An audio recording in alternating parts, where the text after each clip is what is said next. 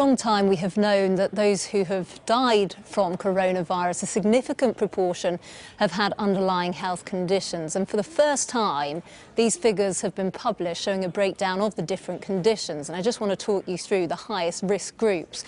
So it's found that 26% of those who've died with an underlying health condition have also had diabetes, so type 1 and 2.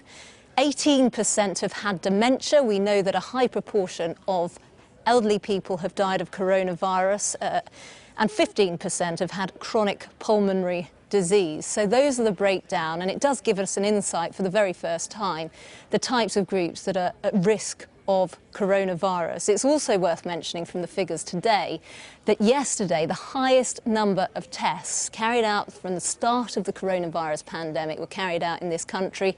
126,000, just over 126,000 tests, and those are tests that are carried out at testing facilities, but also tests that have been posted out to people who perhaps need them. They might not have carried out those tests yet, but they're certainly en route in the post. And we've also had another figure today that's worth pointing out, and that is a figure from the Office for National Statistics, and they've found in a 2-week period from the end of April to May, 140,000 people in England were living with coronavirus. And the whole point of getting that figure is to try and repeat it on a regular basis so they can really crack down on that R number and find out the spread of the virus throughout the country.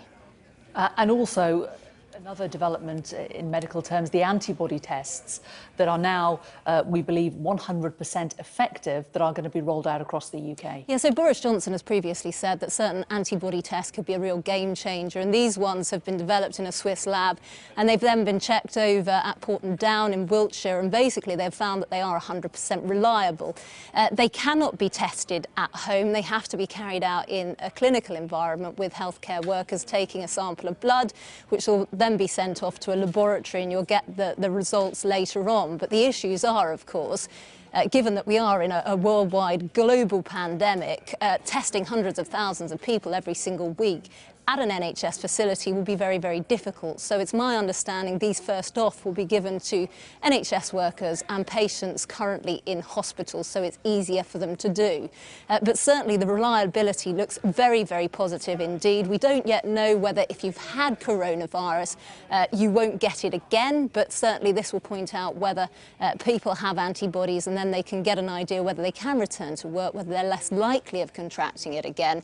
But it's certainly a very positive step, and it could be very crucial in terms of really stopping the spread of the virus across the country.